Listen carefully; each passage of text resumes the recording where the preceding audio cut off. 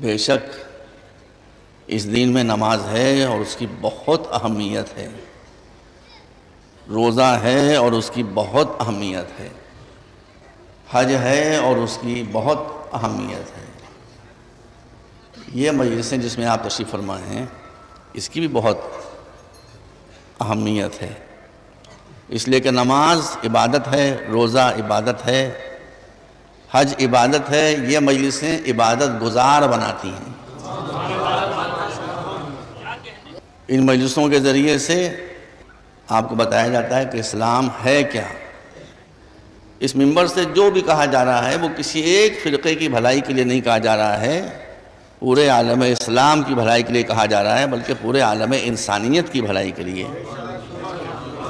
کہا جا رہا ہے۔ اس کا ہورائزن بہت وسیع ہے ان مجلسوں کا۔ لیکن یہ کیسے ہو سکتا ہے کہ مشن کو پیش کیا جائے اور جنہوں نے اس مشن کے پھیلانے کے لیے قربانیاں دی ان کا ذکر حسب کر دیا جائے؟ How is it possible؟ یہ کیسے ہو سکتا ہے؟ کیا یہ کوئی جذباتی بات ہے؟ یہ جذباتی بات نہیں ہے، یہ سنت الہی ہے۔ اگر فقط اسلام کا پھیلا دینا کافی ہوتا تو اللہ قرآن مجید میں فقط اسلام کے جو سنہری اصول ہیں ان کو بیان کر دیتا، ان قربانیوں کا ذکر نہ کرتا جو انبیاء نے پیش کی۔ لیکن آپ جب دیکھیں گے تو قرآن مجید بھرا ہوا ہے ان قربانیوں کے ذکر سے کہ جن قربانیوں کو پیش کیا معصوم پیغمبروں نے اس مشن کو مکمل کرنے کے لیے۔ تو یہ تو وہاں اوپر سے آ رہا ہے، روکنا ہے تو اوپر سے روکیے۔ اس نے بتا دیا کہ ہمارا طریقہ یہ ہے کہ حل جزاء الاحسان الا الاحسان، کوئی بھی اگر احسان کرتا ہے تو ہم اس کو بھلا تھوڑی دیتے ہیں۔ تو اب رسول کے بعد کیا قربانیاں پیش کرنے والوں کا سلسلہ ختم ہو گیا؟ ختم تھوڑی ہوا۔ بے شک انبیاء اور مرسلین نے قربانیاں پیش کی ہیں اور عظیم قربانیاں پیش کی ہیں، اس سے انکار کیا جا سکتا ہے؟ مگر جیسی قربانی کربلا کے میدان میں پیش کی گئی ہے ایسی قربانی ہے ہی نہیں تاریخ بشریت میں، تو کیا کیا جائے بھائی؟ ایسی قربانی کوئی دوسری تاریخ بشریت میں ہے ہی نہیں، ہو تو بتا دیجئے۔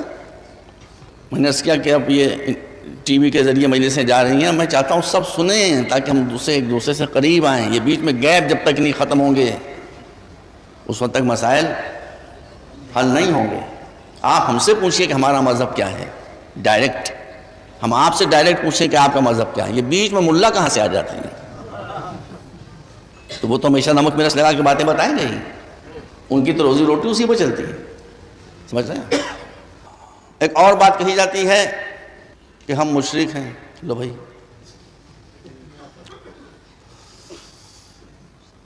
ہم یہ مجلس کس کی ہو رہی ہے بھائی؟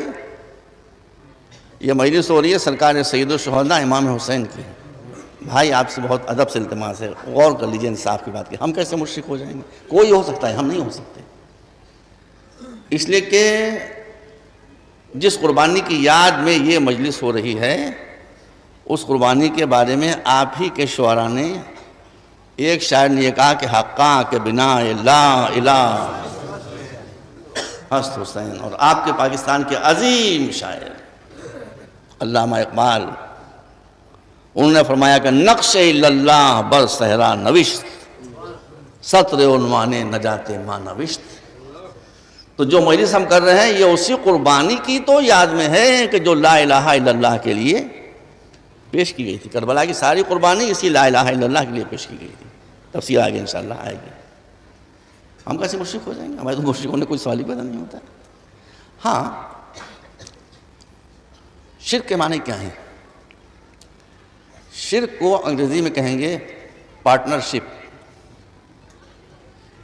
شرک کو انگریزی میں کہیں گے پارٹنرشپ۔ یہاں بہت سے لوگ بیٹھے ہوئے ہیں، آپ بھی سامنے ہیں میرے، ہماری ان کی ابو ظبی کی دوستی ہے۔ عرب ممالک میں جا کر دیکھ لیا فلاں فلاں زیغم زیدی و شرکاؤہ، انگریزی میں لکھا ہوگا زید نگر زیغم دی اینڈ کمپنی۔ تو شرک کے معنی کیا ہوتے ہیں؟ پارٹنرشپ۔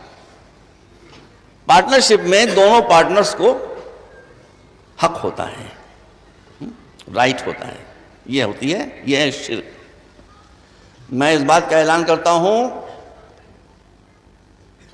کہ اللہ کے علاوہ کوئی مختار مطلق نہیں ہے، کوئی اس کو مشورہ دینے والا نہیں ہے، کوئی اس کو رائے دینے والا نہیں ہے۔ آپ کی دعا میں ہے تو اس کا کوئی وزیر نہیں ہے، رسول کا وزیر ہے، اس کا وزیر نہیں ہے، سمجھتے ہیں؟ اس کا کوئی وزیر دعا میں ہے، اس کا کوئی وزیر نہیں ہے، اس کا کوئی شریک نہیں ہے، اس کا کوئی بیٹا نہیں ہے، اور یہ سارا کارخانہ اسی لیے اچھے طریقے سے چل رہا ہے کہ اس کی کوئی بیوی بھی نہیں ہے۔ مَتَّخَذَ صَاحِبَةً وَلَا وَلَدًا، اگر بیگم ہوتی تو پھر رنگ ذرا کچھ دوسرا ہوتا، اللہ کا شکر ہے کہ نہیں ہے۔ تو وہ وحدہ لا شریک ہے، لیکن اب ہم کیا کریں بھائی کہ اسی وحدہ لا شریک کی جو کتاب ہے نازل کی ہوئی وہی یہ کہتی ہے کہ اطیعوا اللہ و اطیعوا الرسول و اولی الامر منکم انما ولیکم اللہ ورسولہ والذین آمنوا الذین یقیمون الصلاۃ ویؤتون الزکاۃ وہم راکعون۔ اسی کی کتاب یہ کہتی ہے کہ وَمَن یُطِعِ الرَّسُولَ فَقَدْ أَطَاعَ اللَّهَ، اصل پاور تو ہماری ہے مگر ہم تمہارے پاس آ نہیں سکتے اس لیے کہ پہلے ہی سے موجود ہیں، تم ہمارے پاس آؤ گے تو پلٹ کے جا نہیں سکتے، تم اگر ہمارے پاس آؤ گے تو پلٹ کر جا نہیں سکتے، اس لیے ہم نے بیچ میں کچھ معصوم نورانی ہستیوں کو وسیلہ رکھا ہے کہ جن میں یہ صلاحیت بھی ہو کہ وہ ہمارے احکام کو ہم سے لیں اور یہ صلاحیت بھی ہو کہ تم تک پہنچائیں۔